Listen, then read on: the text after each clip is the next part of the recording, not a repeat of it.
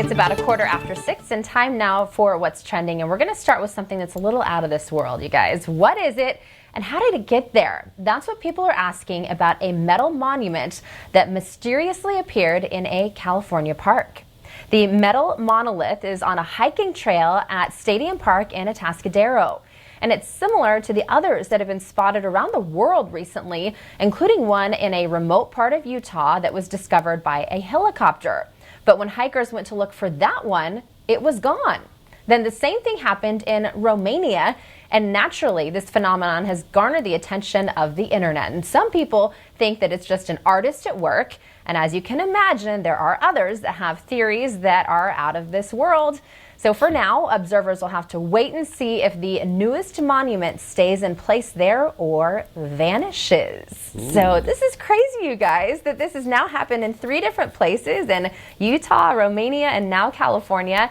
And I guess yesterday, a ton of people went to go check out the one in California. It's about a 2-mile hike to get there. But as you, I'm sure, can tell, I mean, it's very interesting to a lot of people and fascinating. Everybody wants to check it out.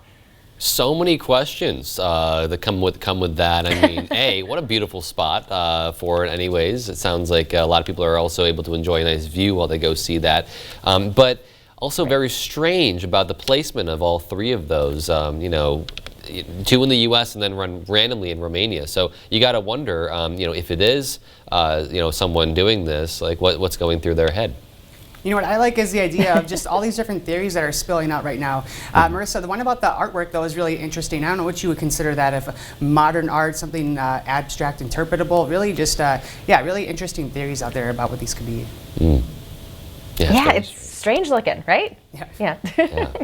Well, speaking of art, some ranchers might call this a piece of art here. Israeli cow herders turn to drones to boost efficiency, and that's what they're calling it the tool click and herd. Remote-controlled drones have replaced dogs and cowboys at this Golan Heights farm to both herd and observe cattle. CEO of Be Free Agro says the drones offer more efficient control of large herds in pastures.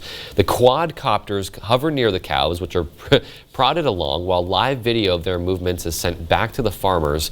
The company says the technology helped them cut their workforce in half, reduce operating costs, and allowed them to spend more time with their families. The CEO says using a drone instead of cowboys and dogs creates a much less stressful environment for those animals, and an animal that is less stressful and a lot healthier and more productive. So how about that? It's really interesting to see, you know, technology kind of aiding humans in the way that we do our jobs, and in some cases even taking over those jobs. It's a little scary in some cases, but in this case it's pretty cute, I gotta say. It also gives, you know, gives those farmers an up close and personal view of those cows when they can be doing other things that are productive as well. Right. I know we have definitely seen technology kind of taking over in a lot of different industries, so it's neat to see it being involved in this one too. And I do like a couple things about it. I like that it gives the farmers more time with their families, and also it's fascinating that it's actually less stressful on the animals. I would think that something weird flying over the cows would be more stressful to them, but I guess not. You know, it kind of reminds me of a video I got this summer. I was out on a camping trip in North Dakota, and we had a drone that was out that got some good footage of bison passing on through. So really just, you know, all the more for the utility piece, but also just the art of it, that you really get some neat shots from those drones going over. Really, it's a really neat thing to have on camera. Definitely. Yeah, that's really cool. Yeah. Now going up next, to switch pace a little bit here, the pandemic could not dampen Wednesday's bright display of holiday traditions in New York. The 88th Rockefeller Center Christmas tree lighting ceremony took place last night. The 50,000 lights on the Rockefeller Center tree were officially turned on for the first time, signaling a switch to the Christmas season. The usual thousands who gathered to see the colorful sight were not in attendance this year. Because of COVID-19, the Rockefeller Plaza was closed to the public. Still, several stars performed before the big display. Starting Thursday, the 75-foot Norway spruce will be all lit up from morning until midnight every day through the new year. Anyone hoping to see it will need a ticket. My goodness, it just is so gorgeous, you guys. I can watch it for days, just all the sparkles. And this tree, of course, has gone through a lot, right? The owl was found in that tree and then transported back home. And then also when that tree did arrive at 30 Rock, a lot of people said that it was ugly, that it wasn't like the perfectly balanced tree. But look at it now.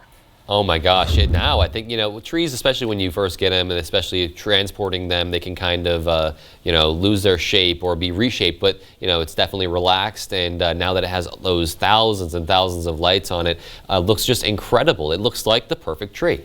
It's really nice too, just a nice staple to really just firmly say the holidays are here and something to look forward to take us out of 2020. Now looking a little closer to home here.